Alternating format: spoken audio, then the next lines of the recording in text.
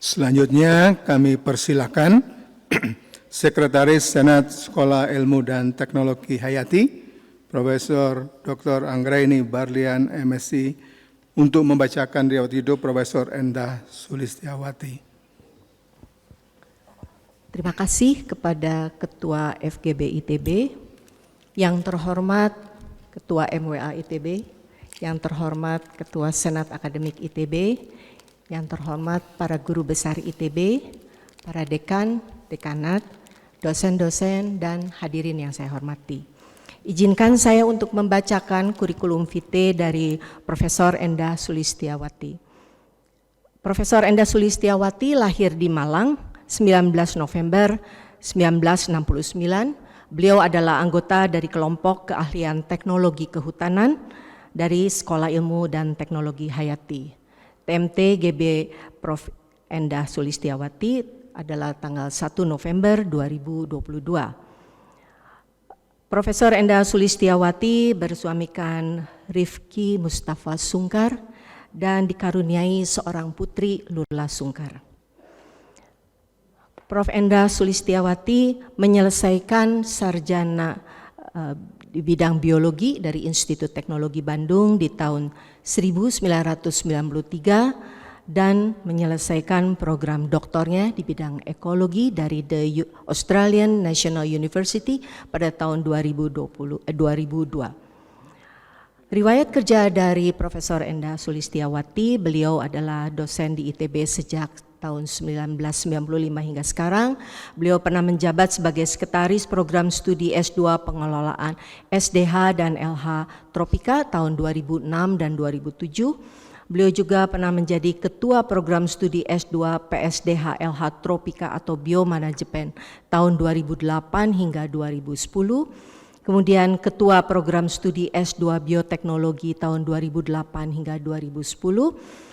Sebagai Wakil Dekan Sumber Daya SITH tahun 2011 hingga 2015, sebagai Ketua Kelompok Keahlian Teknologi Kehutanan SITH tahun 2012 hingga 2018, sebagai Wakil Direktur Eksekutif Pengelolaan Program Internasional Direktorat Eksekutif Pengelolaan Penerimaan Mahasiswa dan Kerjasama Pendidikan atau DEKTM tahun 2015 hingga 2020.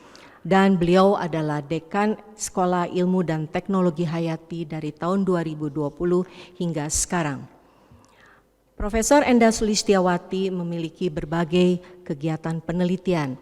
Bidang penelitian beliau adalah ekologi kehutanan, ekologi hutan, ekologi bentang alam, ekologi restorasi, permodelan, ekologi, dan juga memperoleh beberapa hibah riset seperti Ruford Foundation, Osaka Glass Foundation, Asahi Glass Foundation, iCraft dari World Agroforestry Center, hibah dikti, hibah riset Ikatan Alumni ITB, dan berbagai hibah ITB termasuk riset KK ITB, hibah riset dan inovasi, riset ITB, dan riset P2MI SITH. Adapun hibah riset yang sedang berjalan diantaranya adalah Carbon Sequestration and Tree Communities Dynamics during 10 years of permanent plot monitoring at Mount Rinjani, dan juga pengaruh priming dan pelapisan biji terhadap peningkatan laju germinasi dan kesintasan anakan pada kondisi cekaman kekeringan untuk mendukung restorasi hutan berbasis biji atau direct seeding, dan interaksi antara karakter fungsional biji, seed functional traits, terhadap strategi germinasi dan kesintasan anakan pada berbagai simulasi curah hujan untuk mendukung kegiatan restorasi berbasis biji. Profesor Endah Sulistiawati juga telah mempublikasikan banyak atau berbagai makalah dalam bentuk jurnal ataupun proceeding baik internasional maupun nasional. Dalam kurun waktu 2001 hingga 2023, Prof. Endah Sulistiawati telah meluluskan mahasiswa bimbingan sebesar atau sebanyak 98 mahasiswa dari program sarjana, baik biologi maupun rekayasa kehutanan, 32 mahasiswa program magister, biologi dan biomanajemen, dan 5 mahasiswa program doktor biologi. Beberapa penghargaan telah diperoleh oleh Profesor Endah Sulistiawati, diantaranya adalah Satya Lencana Karya Satya 10 tahun dari Presiden RI di tahun 2007, penghargaan ITB dalam rangka kegiatan Dies Natalis ITB ke-58 di bidang pengajaran tahun 2017, Satya Lencana Karya Satya 20 tahun 2018, dan penghargaan 25 tahun ITB pada tahun 2020.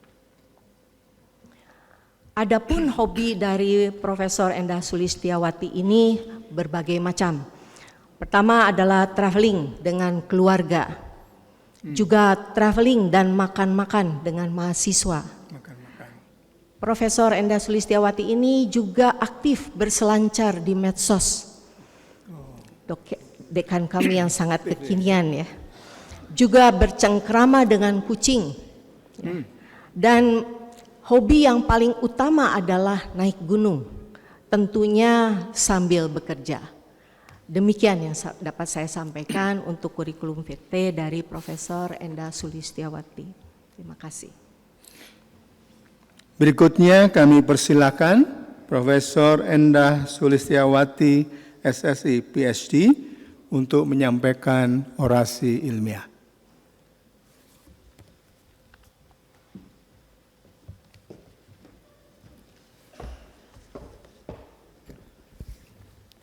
Tes. Kepada yang terhormat, Ketua Majelis Wali Amanat ITB, Ketua dan Sekretaris Senat Akademik ITB, Rektor ITB atau yang mewakili Ketua dan anggota Forum Guru Besar ITB, Sekretaris Senat SITH, Dekan dan Ketua Senat FTI, para tamu undangan yang hadir secara luring dan daring yang saya muliakan. Assalamualaikum warahmatullahi wabarakatuh. Pertama-tama segala puji dan syukur dipanjatkan kepada Allah Subhanahu wa taala yang telah melimpahkan rahmat dan hidayahnya sehingga pada pagi ini saya berkesempatan untuk menyampaikan orasi ilmiah Guru Besar ITB. Di kesempatan yang sangat terhormat ini, izinkanlah saya menyampaikan cuplikan perjalanan penelitian saya yang berjudul Ekologi Hutan Gunung Papandayan, Kontribusi untuk Restorasi Hutan. Paparan akan dimulai dengan memberikan gambaran mengapa restorasi hutan diperlukan dan proses-proses ekologi kunci yang menggerakkan. Di antaranya ditunjukkan melalui hasil-hasil riset kami di hutan Gunung Papandayan. Selanjutnya, lesson learned dari Gunung Papandayan untuk restorasi hutan serta peluang dan tantangan restorasi hutan di Indonesia akan dipaparkan. Hadirin yang saya hormati, seperti kita pahami bersama, hutan hujan tropika merupakan global biodiversity hotspot dan berperan penting sebagai penyedia berbagai jasa ekosistem yang mendukung kehidupan manusia. Namun demikian, terjadinya deforestasi baik di Indonesia maupun di tingkat global menyebabkan menurunnya jasa ekosistem yang disediakan. Sebagai gambaran, Indonesia pernah mengalami laju deforestasi yang sangat tinggi di akhir 90-an. Setelah itu, laju deforestasi mengalami penurunan, namun masih terjadi sampai saat ini. Mengingat besarnya skala kerusakan hutan yang terjadi, konservasi terhadap hutan yang tersisa tidaklah mencukupi. Sehingga diperlukan restorasi hutan dalam skala yang besar. Urgensi dari restorasi hutan secara meluas dapat dilihat dari ditetapkannya periode 2021 sampai 2030 sebagai United Nations Decade on Ecosystem Restoration. Pengertian restorasi hutan yang digunakan mengadopsi pengertian restorasi ekologis yang diaplikasikan dalam konteks pemulihan hutan, yaitu the process of assisting the recovery of an ecosystem that has been degraded, damaged, or destroyed. Hasil yang diharapkan dari suatu restorasi hutan adalah ekosistem yang terpulihkan, yang dapat dicirikan diantaranya berisi susunan spesies yang merupakan karakteristika dari ekosistem referensi dan mengandung komponen spesies asli semaksimal yang dimungkinkan secara praktis. Jadi, restorasi hutan diarahkan tidak hanya memulihkan tegakan pohon, namun juga biodiversitasnya. Elliot dan kawan-kawan meletakkan berbagai metode restorasi yang ada dalam sebuah skema umum berdasarkan level intervensi sesuai dengan tingkat degradasi lahannya. Seluruh metode restorasi hutan pada dasarnya bergantung pada proses regenerasi alami atau natural regeneration, Yang membedakan adalah level intervensi manusia. Restorasi pasif bergantung sepenuhnya kepada regenerasi alami, sedangkan pada restorasi aktif terdapat intervensi manusia. Dalam cara pandang ekologi, kejadian seperti deforestasi adalah suatu bentuk gangguan pada ekosistem. Pasca gangguan, suatu ekosistem akan mengalami perubahan kondisi lingkungan abiotik, komposisi komunitas, dan fungsi ekosistem secara gradual dalam proses yang dikenal sebagai suksesi ekologi. Proses suksesi memfasilitasi terjadinya regenerasi alami yang adalah cara alam untuk memulihkan dirinya setelah mengalami gangguan. Regenerasi alami adalah sebuah proses yang kompleks namun coba divisualisasi melalui gambaran sebagai berikut. Regenerasi alami diawali dengan kolonisasi tapak oleh biji yang bersumber dari bank biji di tanah atau pemencaran biji yang diantaranya dibawa oleh angin ataupun satwa. Berbagai biji yang tiba di suatu lokasi akan menyusun curahan biji atau seed rain di lokasi tersebut. Selanjutnya, biji dapat mengalami beberapa nasib. Dimakan oleh hewan, membusuk, berhasil bergerminasi, atau menjadi bagian dari bank biji di tanah. Germinasi biji merupakan tahap awal dari kehadiran anakan pohon atau tree seedling establishment. Kelulus hidupan anakan pohon selanjutnya akan bergantung apakah anakan tersebut dapat memperoleh sumber daya yang dibutuhkan dalam suasana kompetisi dengan tumbuhan lain dan terhindar dari dimakan hewan. Saat anakan berhasil lulus hidup dan tumbuh membesar sehingga menciptakan naungan, akan terjadi perubahan cahaya di lantai hutan menjadi lebih ternaung. Perubahan lingkungan secara endogen ini selanjutnya akan menyeleksi spesies mana yang akan menang dalam persaingan. Sehingga karakteristika spesies seperti laju pertumbuhan, tingkat toleransi terhadap naungan akan menentukan. Individu pemenang dapat mempertahankan posisinya sebagai anggota komunitas, sedangkan individu yang kalah akan tertekan dan dapat berujung pada kematian yang membuatnya menghilang dari susunan komunitas. Dalam suksesi, proses persaingan ini berlangsung dalam kondisi curahan biji secara terus-menerus. Selanjutnya, satwa liar akan mengkolonisasi kembali hutan saat habitat yang sesuai telah terbentuk. Secara keseluruhan, rangkaian kejadian tersebut menggambarkan suatu proses perakitan komunitas atau community assembly. Melalui proses tersebut, kekayaan spesies penyusun komunitas berangsur-angsur akan meningkat. Proses regenerasi alami juga dipengaruhi oleh konteks spasial, yaitu kondisi vegetasi di sekitarnya dalam perannya sebagai sumber biji atau seed sources. Tapak yang lebih dekat dengan hutan akan memiliki peluang mendapat curahan biji yang lebih besar dibandingkan tapak yang jauh.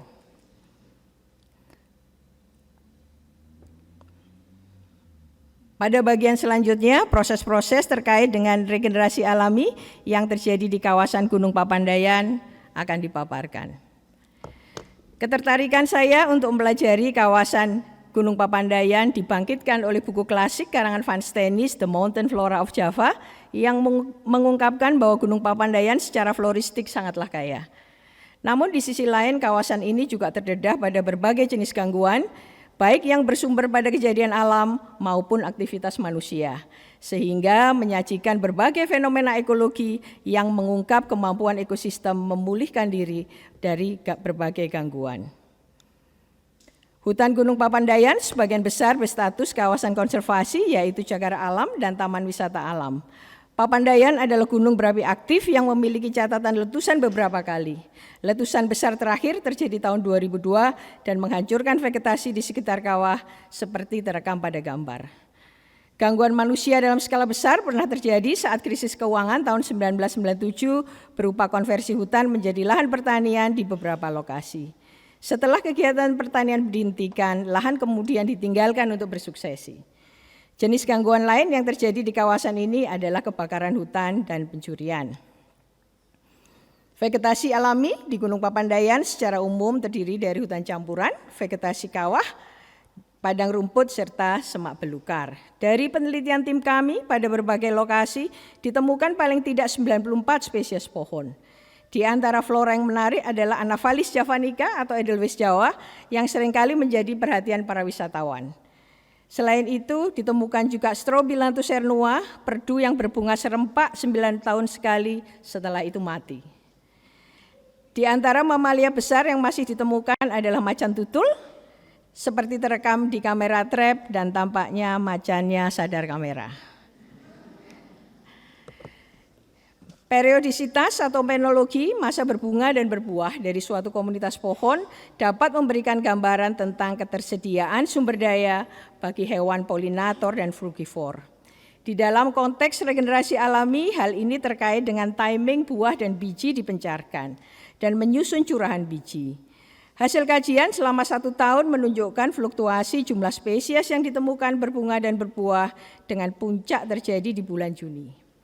Secara praktis, dari studi semacam ini bisa disusun kalender fenologi untuk mendukung program restorasi hutan, khususnya dalam merancang waktu pemanenan biji untuk produksi bibit pohon di persemaian.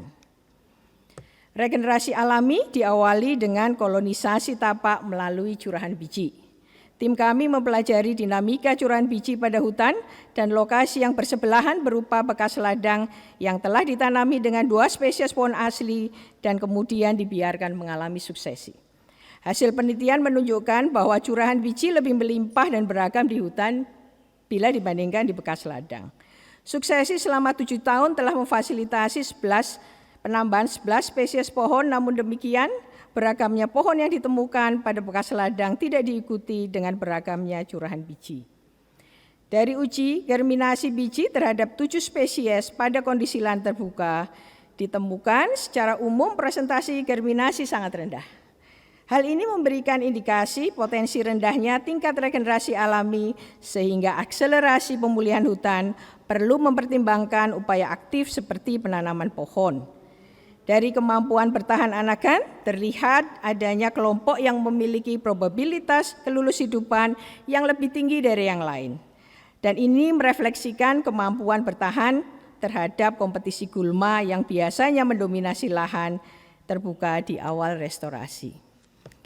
Outcomes dari interaksi berbagai faktor yang mempengaruhi regenerasi hutan sejatinya dapat dipelajari dengan menganalisis kondisi lahan yang vegetasinya pernah musnah dan kemudian dibiarkan bersuksesi tanpa campur tangan manusia.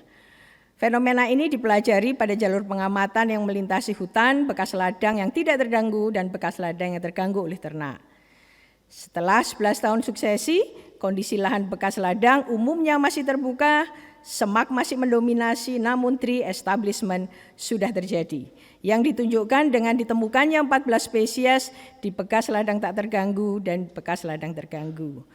Keseluruhan spesies yang muncul secara spontan ini ditemukan juga di hutan yang bersebelahan. Hal ini mengindikasikan pertama, peran hutan terdekat sebagai sumber biji, kedua, menunjukkan kemampuan 14 spesies tersebut dalam berkompetisi dengan herba dan perdu di lahan terbuka, suatu karakteristik yang bisa dipertimbangkan dalam pemilihan pohon untuk memulai restorasi aktif. Secara umum dapat dikatakan meski regenerasi alami telah berhasil menghadirkan pohon secara spontan, namun pemulihan biodiversitas berjalan lambat. Tegal Panjang adalah sebuah padang rumput yang sering terbakar sejak puluhan tahun lalu dan berada pada kondisi yang sama bahkan sejak era Van Steenis. Di sini suksesi dipelajari dengan menggunakan pendekatan chronosequence dengan membandingkan beberapa tapak yang memiliki umur yang berbeda-beda. Hasil penelitian menunjukkan dominasi yang kuat dari Imperata cylindrica atau ilalang pada hampir semua umur. Karakter ilalang yang unggul dalam kompetisi, kemampuan penyebaran yang luas, sifatnya yang alelopatik dan pirogenik membuat jenis ini cepat menguasai lahan setelah kebakaran dan menekan pertumbuhan spesies lain. Pada semua tapak tidak ada bentuk hidup pohon yang ditemukan, bahkan pada tapak yang paling tua sekalipun. Padahal Tegal Panjang dikelilingi oleh hutan utuh yang seharusnya berpotensi sebagai sumber biji. Meskipun secara spesifik curahan biji tidak dikaji dalam penelitian ini, namun kami menduga kebakaran berulang yang terjadi selama puluhan tahun telah mereduksi bank biji di tanah dan menyebabkan komunitas pohon tidak berkembang. Setiap peristiwa kebakaran pada dasarnya akan membuat suksesi kembali ke tahap awal, yaitu kolonisasi dan dominasi oleh Imperata Cylindrica. Sehingga kebakaran berulang yang terjadi di Tegal Panjang selama ini telah menciptakan kondisi suksesi yang tertahan atau arrested succession, sehingga regenerasi alami yang mengarah ke terbentuknya hutan sejauh ini belum terjadi. Pada saat restorasi hutan perlu diakselerasi dengan penanaman pohon. Penggunaan spesies pohon asli adalah langkah awal untuk memulihkan biodiversitas. Kriteria pemilihan spesies umumnya mempertimbangkan karakter ekologis dan silvikultur. Sayangnya, informasi hal ini dari spesies pohon asli non-komersial seringkali belum banyak diketahui. Beberapa karakteristik spesies spesifik seperti laju pertumbuhan memerlukan pengamatan multitahun untuk mendapatkan informasinya. Pada kondisi demikian diperlukan kajian menggunakan pendekatan plot sampel permanen. Tim kami mengembangkan plot sampel permanen seluas 1 hektar di mana setiap individu pohon diberi label, dipetakan, dan diukur. Dengan melakukan pengukuran ulang atau resensus pada interval waktu tertentu, dinamika hutan seperti perubahan jumlah individu dan spesies, laju rekrutmen, dan mortalitas dapat diketahui. Selain itu, analisis tentang profil spesifik spesies untuk membandingkan misalnya laju pertumbuhan antar spesies dapat dilakukan. Informasi seperti ini dapat digunakan sebagai pertimbangan dalam pemilihan spesies untuk restorasi hutan. Kami juga mengembangkan plot sampel permanen serupa di Gunung Rinjani dan Gunung Kerinci, keseluruhannya pada ketinggian 2000-an meter untuk memonitor dinamika vegetasi jangka panjang, harapannya sampai beberapa tahun ke depan di zona ketinggian di mana hutan berkabut atau cloud forest ditemukan. Pengamatan jangka panjang pada zona ini diharapkan akan dapat melihat respon organisme terhadap perubahan iklim. Berikut beberapa lesson learned dari penelitian dilakukan untuk restorasi hutan. Yang pertama, bahwa regenerasi alami berpotensi berjalan lambat, meski lokasi dekat dengan sumber biji.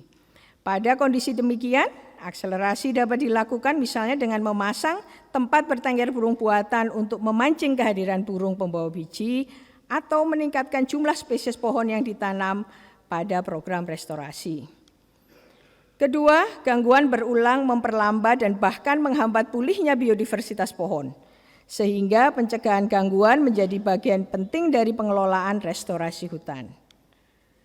Ketiga, informasi karakter spesies pohon diperlukan untuk mendukung restorasi hutan, terutama untuk memilih spesies, mengingat mungkin hanya sebagian dari puluhan atau bahkan ratusan spesies pohon asli akan dipergunakan untuk penanaman. Kebutuhan penyediaan bibit spesies asli yang beragam menghadirkan tantangan tersendiri. Variasi antar spesies dalam hal waktu berbunga, berbuah, germinasi, dan laju pertumbuhan harus diperhitungkan untuk memproduksi bibit ukuran siap tanam dalam jumlah yang besar dan tersedia pada waktu penanaman yang dijadwalkan. Sehingga selain ekologi, peran ilmu silvikultur di sini sangat diperlukan. Pada bagian akhir saya ingin menggunakan lesson learned dari Gunung Papandayan dalam memandang tantangan dan peluang restorasi hutan di Indonesia. Pada bagian terdahulu telah disinggung berbagai metode restorasi hutan yang telah dikembangkan. Benang merah dari berbagai metode restorasi hutan tersebut adalah digunakan spesies pohon asli di tahap awal untuk mempercepat suksesi pada pendekatan restorasi aktif. Mengingat komposisi spesies asli bergantung pada tipe atau formasi hutan, maka aplikasi berbagai metode restorasi hutan perlu didukung kajian ekologi yang sifatnya spesifik wilayah. Kajian deskripsi vegetasi yang telah banyak dilakukan oleh peneliti pada berbagai tipe hutan di Indonesia merupakan informasi berharga yang dapat digunakan untuk menyusun daftar spesies sebagai dasar screening awal untuk pemilihan spesies. Kemudahan perbanyakan bibit penting untuk restorasi dalam skala luas. Namun untuk spesies pohon asli non-komersial, informasinya masih terbatas. Untuk mengatasi hal ini, keberadaan fasilitas persemaian di berbagai tempat yang dikelola oleh Dinas Kehutanan, Kebun Raya, LSM, dan kelompok penangkar bibit harus dapat disinergikan untuk meneliti teknik perbanyakan spesies pohon asli di wilayah masing-masing dengan melibatkan ahli biologi dan silvikultur dari universitas atau lembaga riset. Beberapa inisiatif restorasi hutan skala besar sebenarnya sudah dilakukan di Indonesia. Namun upaya ini masih perlu diperluas, teknik yang sesuai dan efisien masih perlu dikembangkan. Pengembangan teknik restorasi hutan perlu didukung oleh sumber daya yang memadai dan lokasi yang aman untuk melakukan berbagai kajian, termasuk inventarisasi spesies dan habitatnya, kajian fenologi untuk menentukan waktu memanen biji, eksperimen penyimpanan biji dan produksi bibit, eksperimen teknik penanaman dan monitoring pemulihan biomasa dan diversitasnya. Industri dengan konsesi atas wilayah dan dibebani dengan kewajiban rehabilitasi lahan, misalnya industri kehutanan atau pertambangan, sangat berpotensi untuk mendukung upaya ini mengingat fasilitas yang dimiliki seperti persemaian dan berbagai fasilitas pendukung lainnya. Namun bagi industri pertambangan khususnya, sumber daya yang diperlukan untuk pengembangan restorasi hutan mungkin melebihi keperluan operasional rutin pemenuhan kewajiban lingkungan yang biasa, sehingga mungkin saja perusahaan ini tidak tertarik. Pada kondisi demikian, diperlukan apresiasi atau insentif agar perusahaan tertarik untuk mendukung. Sebagai penutup paparan, mengingat penanaman spesies pohon asli adalah strategi utama untuk mempercepat pemulihan biodiversitas, kurangnya informasi mengenai karakteristik dan teknik silvikultur dari jenis-jenis pohon asli non-komersial adalah hal krusial yang harus segera diatasi melalui kerjasama riset dan implementasi dengan berbagai pihak. Sehingga momentum penetapan tahun 2021 sampai 2030 sebagai The United Nations Decade on Ecosystem Restoration dapat dimanfaatkan secara maksimal untuk mengakselerasi restorasi hutan di Indonesia. Pada kesempatan yang baik ini, izinkanlah saya mengucapkan terima kasih yang sebesar-besarnya kepada orang tua tercinta, almarhum Bapak Suratno dan almarhum Ibu Mulyati atas kasih sayang, didikan, teladan, serta doa yang tak putus-putusnya kepada saya. Kakanda tercinta, almarhum Bambang Hadi Suwito,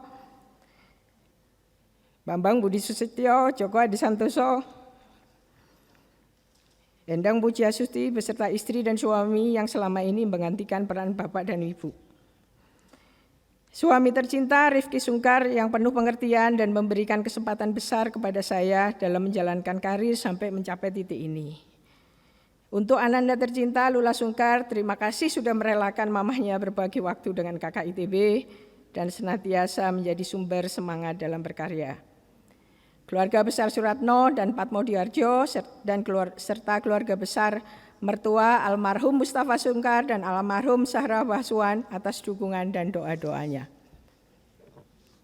Para guru sejak dari SD Sriwedari Malang, SMP 1 Malang, SMA 3 Malang yang telah menghantarkan saya menempuh pendidikan di ITB. Para dosen di jurusan Biologi FMIPA ITB, terkhusus almarhum Dr. Andes E. Surasana dan almarhumah Dr. Anda Hasyana Ibkar Kramadibata MSI, yang telah mengenalkan indahnya ilmu ekologi kepada saya. Rekan-rekan dosen di bidang ekologi dan biosistematik di SITH yang membina dan menyertai saya sejak awal karir sebagai dosen.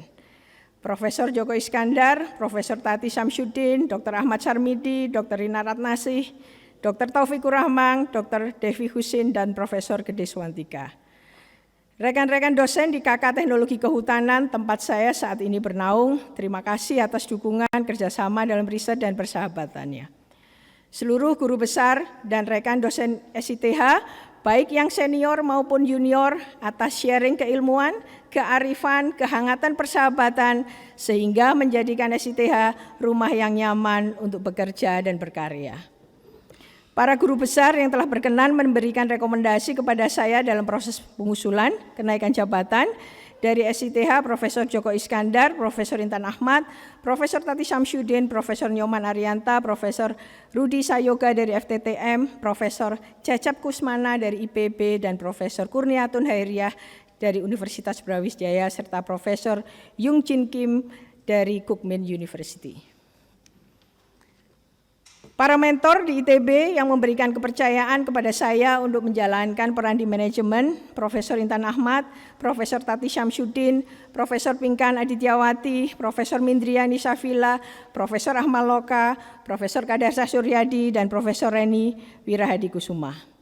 Segenap perangkat ITB yang telah memfasilitasi proses pengusulan kenaikan jabatan, Dekanat SITH periode 2015 sampai 2020, staf kepegawaian SITH, para evaluator karya ilmiah, tim TPAK SITH, Senat SITH, Direktorat Kepegawaian ITB, tim TPAK ITB, Senat Akademik, Forum Guru Besar Rektor, beserta Wakil Rektor. Kolega peneliti dari FITB, Ikraf Bogor, Kebun Raya Cibodas atas kesempatan bekerja sama riset dan dukungannya. Segenap Advisory Board SITH, Ketua Ikatan Alumni SITH, Dr. Indra Wibowo, Wakil Dekan Akademik, Dr. Angga Dwi Artama, Wakil Dekan Sumber Daya, para Kaprodi SITH, serta rekan-rekan grup Dekan ITB atas support dan persahabatannya dalam segala suasana saat menjalankan tugas di manajemen. Para sahabat yang telah menyertai perjalanan saya sejak di SMA 3 Malang, Biologi ITB, Solidaritas ITB 88, dan juga sahabat alumni dari Australian National University yang sudah menyempatkan hadir di pertemuan ini. Penelitian di Gunung Papandayan khususnya mendapat dukungan yang luar biasa dari Bapak Pipin Suryana. Sejak 20 tahun yang lalu, beliau dengan setia mengawal saya dan para mahasiswa di lapangan, termasuk memastikan kami dan rombongan tidak bertemu macan tutul saat berada di hutan. Para mahasiswa bimbingan tugas akhir dari program studi biologi S1, S2, S3, rekayasa kehutanan S1, dan biomanajemen S2 yang telah berkontribusi besar dalam penelitian saya dan bersama-sama menghasilkan karya yang telah menghantarkan saya sampai ke titik ini. Terima kasih juga saya haturkan kepada semua pihak yang tidak dapat disebutkan satu persatu yang secara langsung maupun tidak langsung telah berkontribusi pada pencapaian ini. Terima kasih kepada keluarga dan para sahabat yang telah meluangkan waktu untuk hadir secara luring di acara ini. Sekali lagi saya mengucapkan terima kasih kepada Forum Guru Besar ITB yang telah memberikan kesempatan saya berada di forum yang terhormat ini. Semoga semua amal baik Bapak Ibu mendapatkan balasan yang lebih baik. Selanjutnya saya akan membacakan kode kehormatan Guru Besar ITB. Dalam mengemban amanah Guru Besar Institut Teknologi Bandung, saya akan menjaga kehormatan Guru Besar dengan selalu meningkatkan kompetensi keilmuan, membangun lingkungan masyarakat keilmuan saya, serta memberikan keteladanan dan manfaat atas keberadaan saya.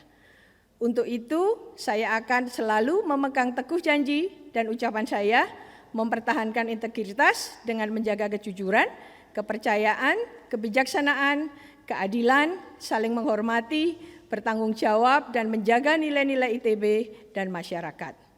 Semoga Allah SWT selalu memberikan petunjuk dan lindungan kepada saya.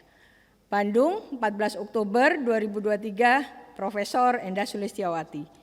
Demikian Bapak Ibu yang bisa saya sampaikan. Atas kesabaran Bapak Ibu dan hadirin saya ucapkan terima kasih. Wassalamualaikum warahmatullahi wabarakatuh.